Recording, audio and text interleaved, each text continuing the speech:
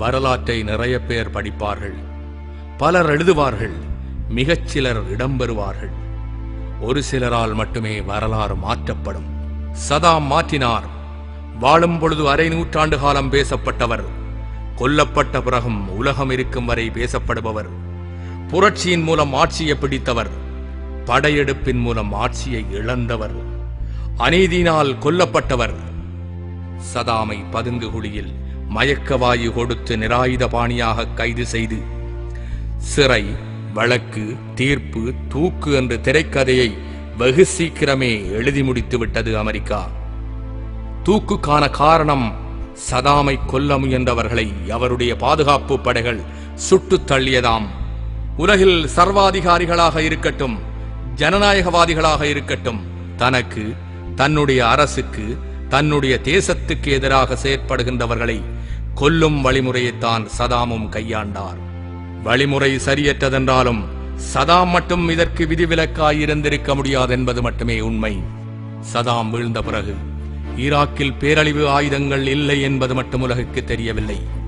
பல்வேறு இனக்குழுக்கள் கொண்ட நாகரீகத்தின் தொட்டிலான ஈராக்கை ஆள அதிபர் சதாமால் மட்டுமே முடியும் என்பதும் தெரிய வந்தது. சதாம் ஈராக்கிற்காக நிறையவே செய்தார். ஷியா, ஷன்னி, குர்து, பஸ்ரு என பல்வேறு பிரிவுகளாக இருந்தவர்களை ஈராக்கியர்களாக்கினார். கல்வியை கட்டாயமாக்கி யுனெஸ்கோவிடமிருந்து பதக்கங்களையும் பாராட்டுகளையும் பெற்றார்.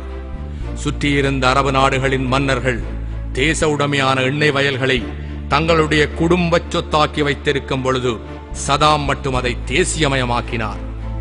பாலங்களை கட்டினார், பளபளப்பான சாலைகளை அமைத்தார், புது புது தொழில்நுட்பங்களை ஈராக்கினுள் கொண்டு வந்தார். நாடு முழுவதும் முதியோர் இல்லங்களை அமைத்து முதியவர்களுக்கு வாழ்வு கொடுத்தார். பெண்களின் சமூக நிலை முன்னேற்றத்திற்கு விதை விதித்தார். தெருக்களை சுத்தமாக வைக்க, மக்களை விழிப்புணர்வூட்டுவதற்காக தானே துடைப்பத்தை தூக்கி இருக்கின்றார். ஒரு இளம்பெண் தன்னந்தனியாக இரவு முழுவதும் நடமாடக்கூடிய அளவிற்கு சட்டம் ஒழுங்கை கைக்குள் வைத்திருந்தார். பொருளாதார தடையின் பொழுது அவர் சிரமப்பட்டு கட்டியிருந்த சில நவீன மருத்துவமனைகளில் இப்பொழுது கூட அடிபட்ட அமெரிக்க பிரித்தானிய வீரர்கள் சிகிச்சை பெற்று வருகின்றனர். அந்த தடையின் பொழுது கூட பொது விநியோக முறையை சிறப்பாக நடைமுறைப்படுத்தினார். ஈராக்கின் பாதுகாப்பு பலத்தை அதிகப்படுத்தியதன் மூலமாக தன்னை பற்றியும் ஈராக்கை பற்றியும் தன்னுடைய எதிரிகளுக்கு அச்சம் ஏற்பட வைத்தார். இவற்றையெல்லாம் ஈராக்கிற்காக இதே சுத்தியுடன் செய்தவர் அமெரிக்காவையும் ஈராக்கிற்காகவே ஆதரித்தார், ஈராக்கிற்காகவே எதிர்த்தார்.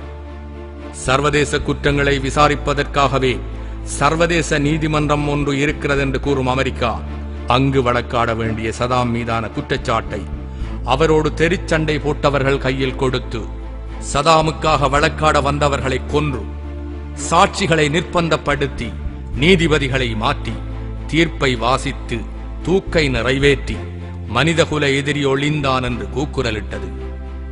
பேரழிவு பொய்யை மறைக்க சதாம் மனிதகுல எதிரி என்ற பொய் அமெரிக்காவிற்கு தேவைப்பட்டிருக்கிறது.